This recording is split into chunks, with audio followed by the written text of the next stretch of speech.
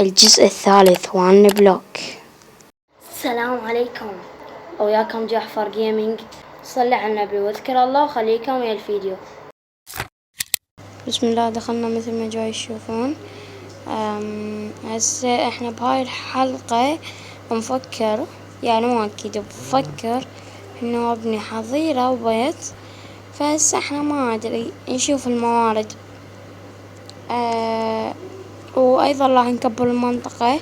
فهسه نبتدي نكسر هذا الصندوق من ذيك الحلقة ما نكسرينه. ونكسره هسه خليه يتكسر. نكسر. طبعا احنا لحد هسه ولا مرة ما طلع عنا صندوق بدير، فراح نكبر المنطقة.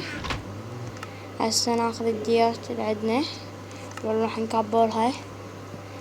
جماعة الخير الدنيا ظلمة، ما جاي اشوف.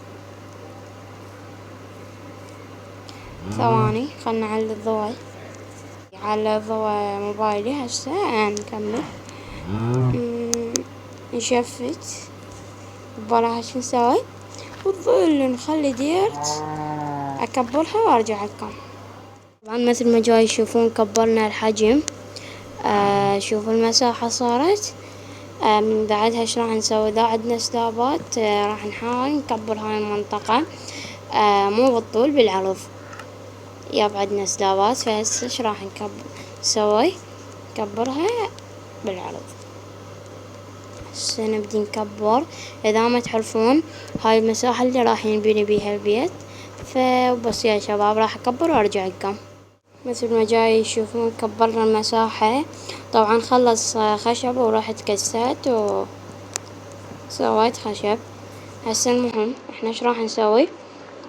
لازم نجمع موارد البيت اللي هي خشب وحجر، واذا ما قدرنا يعني بس خشب او بس حجر مو مهم البيت بالنسبة الي. فهسه راح اجمعهن وارجع لكم. طبعا يا جماعة الخير جمعت وطاح حظي. فجمعت هاي الكمية من الخشب، 3 ستاكات 4. عندنا من هاي النوعية. وإذا ما كفى يعني الديرت تعرفون الخشب لبكة، يعني مو ضروري إلا خشب. بس يعني هسه راح أشوف كم تصميمين عجبني.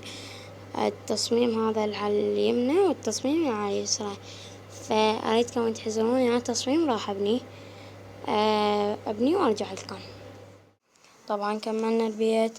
لا تنسوا اللايك والاشتراك حتى تشوفوا البيت جاهزين. يلا تيري تيري تيري. الله أكبر عليك، ايه الحلاوة دي؟ شوفوا لي الشكل أسطوري، شيك شيك. تعبت عليه كلش كلش كلش، بس باغوا لي الشكل أويلي. راح أسوي لكم تصوير. المهم خليكم التصوير السينمائي.